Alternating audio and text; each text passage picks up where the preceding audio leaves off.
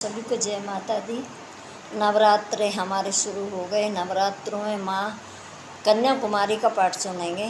कन्याकुमारी को कन्याकुमारी क्यों कहते हैं, वो कंवारी कैसे रह गई, पाठ शुरू करते हैं।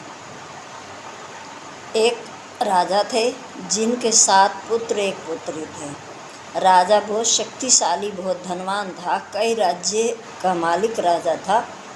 और जो दूर दूर के राज्य थे वो अपने पुत्रों को दिए, और जो पास का जिस राज्य में राज करते थे वो अपनी पुत्री को दिया। और पुत्री हमेशा अपनी माँ के साथ उस मंदिर में पूजा करने के लिए जाती थी, जो मंदिर बहुत ही शक्तिशाली, बहुत ही एक शक्तिपीठ जिसे कहते हैं। तो वो कौन सा मंदिर था, इस पाठ को जरूर सुनना, क्योंकि ये माँ कन्याकुमारी का पाठ है। और नवरात्रे में यदि हम माँ की महिमा सुनते हैं, सुनाते हैं, तो माँ की दृष्टि हमारे ऊपर जरूर घूमती है। पाठ को मिस मत करना। ये पाठ उस समय जो माँ सती अपने पिता के यज्ञ में अपने प्राणों की आहुति देकर ख़त्म हो गई थी, भोले बाबा उस जली हुई शक्ति को अपने कंधे पर लेकर और आकाश मार्ग में बहुत गुस्सा में हो गए, उसे लेकर घूम रहे थे। तभी सभी देवता घबराए। इस तरह भोले बाबा का गुस्सा होना प्रलय का संकेत है। यदि भोले बाबा को शांत नहीं किया तो प्रलय आ जाएगी। सभी देवताओं ने मिलकर हरि विष्णु भगवान से प्रार्थना की कि आप भोले बाबा के गुस्से को शांत करिए। तभी श्री विष्णु भगवान ने अपना सुदर्शन चक्र भोले बाबा के पीछे लगा दिया, और सुदर्शन चक्र ने उस सती माता को धीरे धीरे करके 52 टुकड़ों में नीचे गिरा दिया। जो भी अंग माँ का नीचे जहाँ भी गिरा, उसी अंग के नाम से माँ शक्तिपीठ में वहीं विराजमान हो गई। ऐसे ही जो भोले बाबा थे सारे 51 टुकड़े हो गए, लेकिन जो 52वां टुकड़ा था वो अभी भोले बाबा के कंधे पर चिपका हुआ था, जो माँ की रीढ़ की हड्डी थी।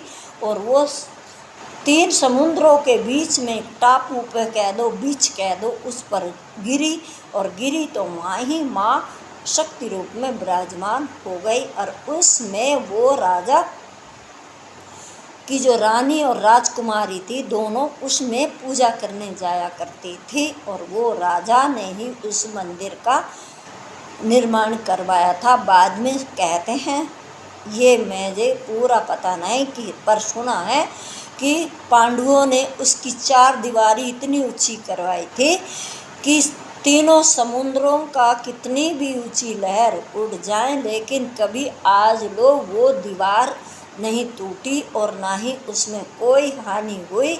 इतनी ऊंची दीवार तीनों समुद्रों के ऐसे ढंग से हो रही हैं कि माता कन्याकुमारी का जो मंदिर है उसमें कभी आज लोग कोई समुद्र का कोई भी नुकसान समुद्र द्वारा नहीं हुआ।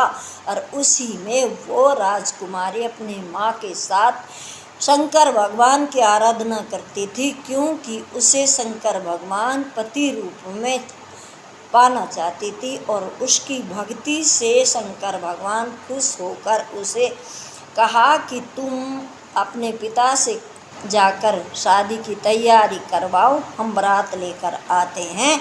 और भोले बाबा की दुल्हन बनकर वो राजकुमारी अपने सज धज कर खड़ी होकर अपने भोले का आने का इंतज़ार कर रही थी, लेकिन भोला बारात लेकर आया नहीं। और जब नहीं आया तो उस ऊंचे टापू पर अपनी एड़ी उचकाकर पंजों के बट वो चारों तरफ समुद्र के रास्ते सब जगह भोले बाबा की बारात देख रही थी। पता चला कि अब भोले बाबा आ ही नहीं रहे बारात लेकर। तब वो कन्या इतनी क्रोधित हुई, उसने सभी आभूषण समुद्र में फेंकने शुरू कर दिए। मैंने पाठ दिखाया था आपको कि ये कन्याकुमारी के चरण चिन्ह हैं। तो इतनी गरम गुस्सा में वो इतनी अग्नि में हो गई भोले बाबा की। जब बारात ना आने की खबर सुनी तो जिस टापू पे जिस पहाड़ पे वो खड़ी थी, वो टापू में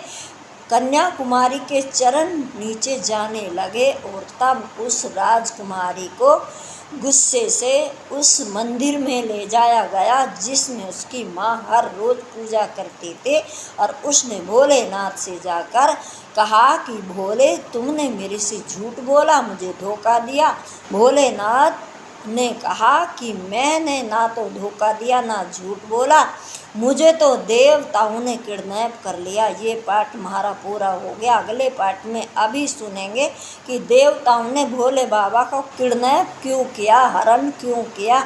भोले बाबा भी किडनैप हो जाते हैं कोई, लेकिन इस पाठ को अभी हम दूसरे पाठ में सुनेंगे क्योंकि ये पाठ हमारा पूरा हुआ। जय माता दी। पाठ अगला ज़रूर सुनना।